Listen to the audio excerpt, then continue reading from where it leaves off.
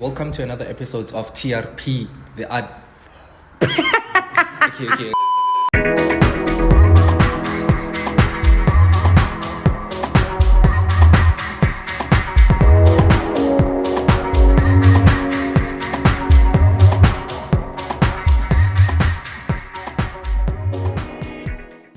Hey, welcome everybody. Welcome to the Rvest Podcast. Today you're chilling with me, Temola Rapalai, also known as Flash, but I'm also chilling with the UCT student. Karabo. Yeah. That's you, Karabo, you done. I'm asking, that's you, Karabo, you done. Nah, basically I am one of the best self-conscious niggas alive. The manifestation of God's consciousness himself. And right now we're about to do this. Yeah, that's me. Karabo Tigedi. Yeah. So, Okay, Karabo, so what are you studying? I'm basically studying analytics. Bachelor of Business Science and Analytics. What is that?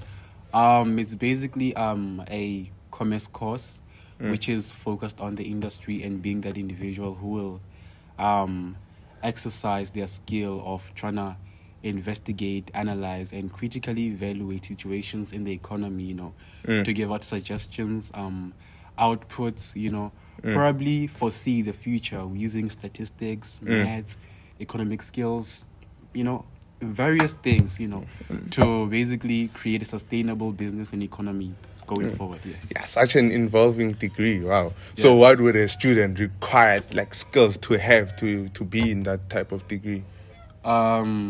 Obviously, to firstly start, you have to have really good grades in high school, which are like level 7s or something, because it's really not easy to get at UCT. So after that, then you can literally get into this. Yeah. So level 7s and shit. Okay, sorry for cutting you. Since it's so involved, probably thinking that it also pays off. I mean, if you're going to be doing statistics, economics, maths. Yeah, personally, I wouldn't do something that I'm going to invest so much time in, knowing very well that doesn't pay money, So what I'm doing right now, me doing it implies that it actually pays something, you see. And if it, as you said, it involves a lot of things, statistics, economics. At some point, we're doing business law, you see, and mathematics. All these sorts of things, obviously, they have to pay off and give something in return later on. So if I have those flexible skills, I can be an economist, statistician, mathematician, even a lecturer if I wanted to be. Wow. That definitely means that I can get a lot of money. It makes a lot of money, so yeah. So to you, which is interesting. So it gives out a lot of money. Yeah. Right? Well, I wouldn't say like the biggest, Yeah. But yeah, it has a lot of money. Yeah. So, I remember asking myself this, but I would want to hear a point of view from someone. Then, according to you, what is money? Money, I don't want to be philosophical, but You can. money is not actually an entity. It's just a measure that we use to keep record of maybe what you owe me, and keep record of the value of a certain entity at this point. Let's say this phone, perhaps. This phone, money doesn't exist. It's just a measurement that measures the value of this phone, That's what I think money is for me. It's just a something we just use to keep record, I don't know if it makes sense. So it's basically assigning. Yeah, it's basically more like assigning.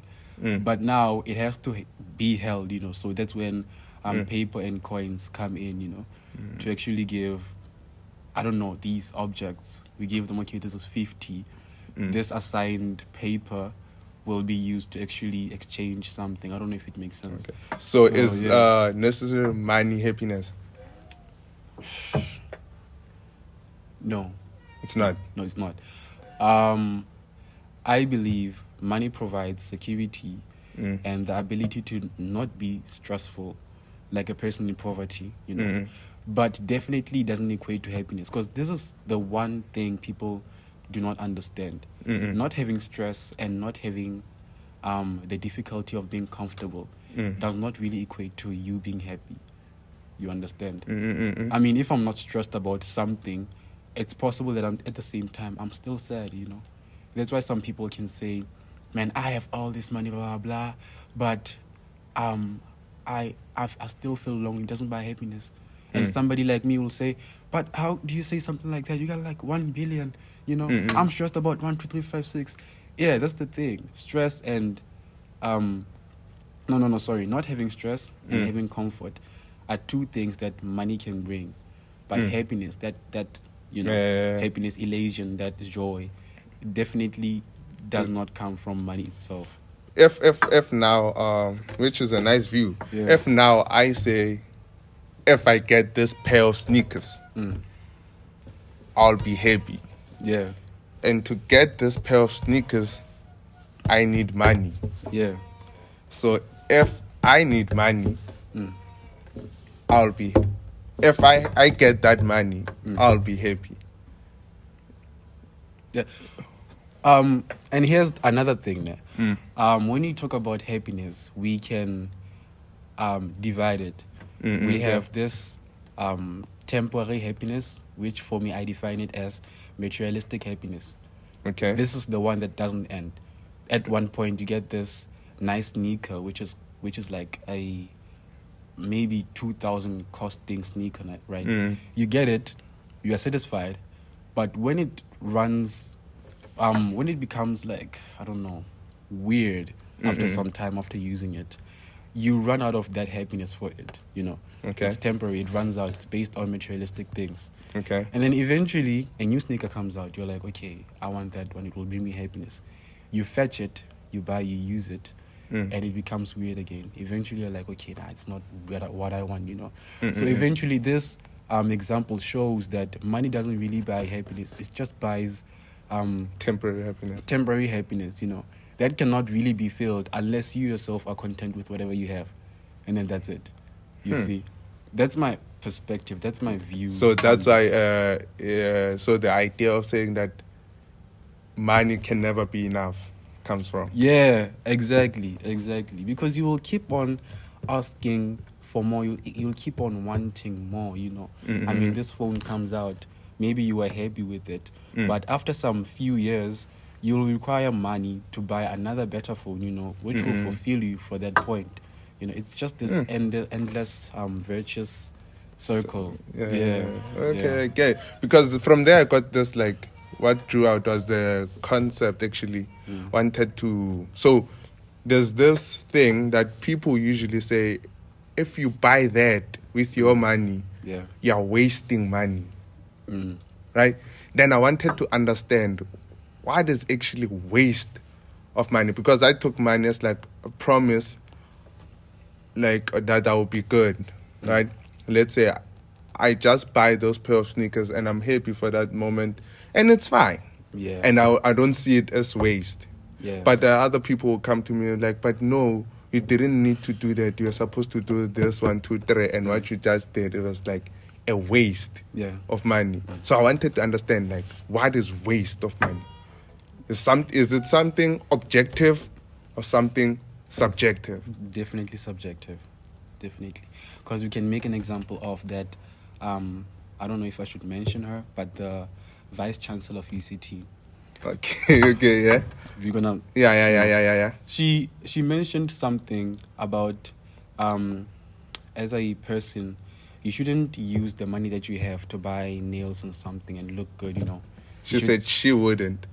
Yeah, I think she said she wouldn't, or she wouldn't, advise someone to do that. But instead, they should take that money and probably do something meaningful with it. Probably invest or give it away, things like along those lines, right?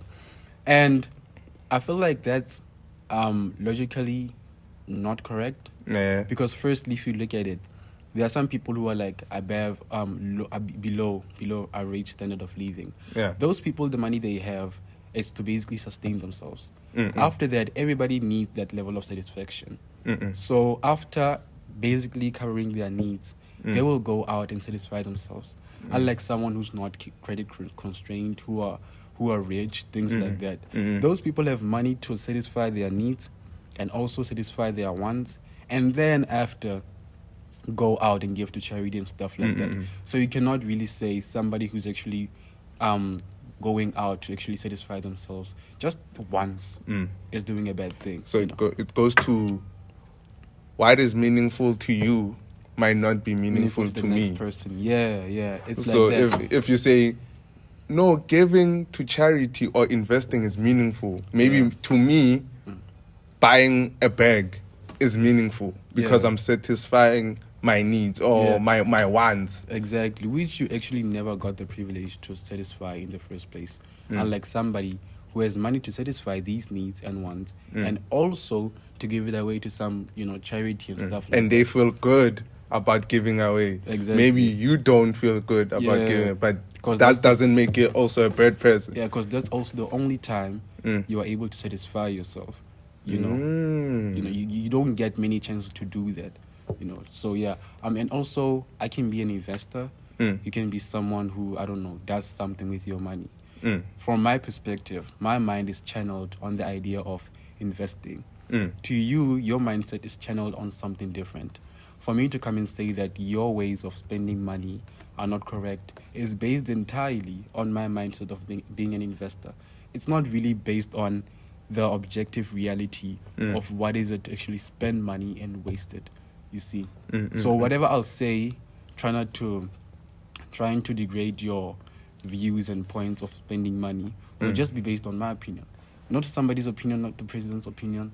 It's based on your opinion. It's just one person's opinion. So it's strictly subjective. It doesn't really hold that objective. Okay. Nah. Last question. Okay. Now with money having you see fiat money changes with value. The 10 rand you have then is not the same as like you have now, and I've been speaking with people like that. So what do you think, which system is better according to you?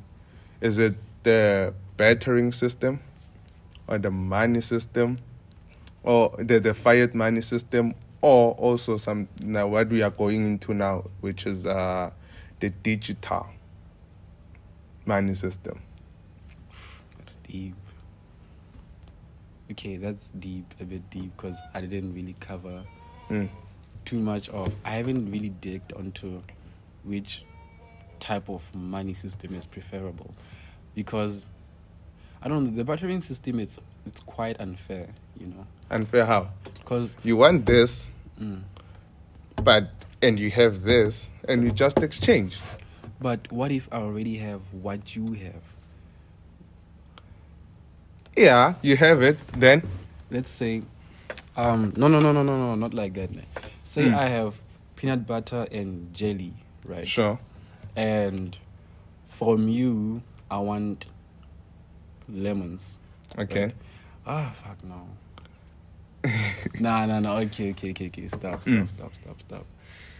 I'm trying to create an example now. Okay. But which leads to a point where we say, it's not fair in terms of, let's say, the only thing you can exchange you can give to me, it's everything that I already have. I don't know if it makes sense. Now I think I get you. Is if now let's say also you said now, okay, you want your goal. Your goal is to have a sandwich. Exactly. Yeah. Right? Yeah. So for your sandwich you need butter, jelly, peanut butter, then and bread. Sure. Right? And now what you have is those two. Yeah. What I have is bread. So a battering system will need you to give something that you already wanted in your sandwich. Yeah, that's also To me, that's also another possible case. You see, then I'm giving you bread. But now once I give you bread, that I'm means you're lacking on one quantity. You see, so it's flawed. It's flawed on those Yeah. two cases, and then So okay, that one we negated. Right? yeah, we neglected. Sharp. Then now we left with the battering and fiat money. Okay. Wait, what's the fight name? Fiat money is what we're using. 10 rand. The one we're using right Yeah, now. the system that we're using. Then digital is the Bitcoin. I don't think there's a problem with the one we are using right now. There isn't. It loses value over time. It loses value because of the exchange system that we are using right now. Yeah, but which is good, because if things are fixed, things like what happened in the Great Depression would happen. 2008 would repeat. So basically, it being fixed, it having exchange is not even controlled by the government, and allowing activity in the market. Also, like, it's helpful, right? But now we are saying, that might eventually it loses value compared to digital. Digital starts from zero and goes, but the fiat one starts there, then goes down. But again, I get what you're saying there, but we have to consider that even if it can go down, it can also go up. And Bitcoin too, as much as it goes up, it can also go down. Like what we've seen recently, Bitcoin has been going down. It has been a downtrend. And to say that one currency goes down, it's a logical fallacy, because we have to consider many currencies. Because, for instance, for you might be talking about ZAR, which is obviously one of the worst performing currencies right now. Yeah. But if Is you it think, West though? But okay, yeah. that's another discussion. Yeah. But if we think about maybe say, I don't know, ZAR, not ZAR, USD. Okay. That one is actually doing good relative to ZAR, Relative to ZAR, but Yeah. 20 years, let's say, because actually it's not logical, Felix. Because if you look at it, in America, if we go to America, let's say you bought a phone with 50 cents, US cents, right? 10 years after or now, there's no phone that is still costing 50 cents. Yeah.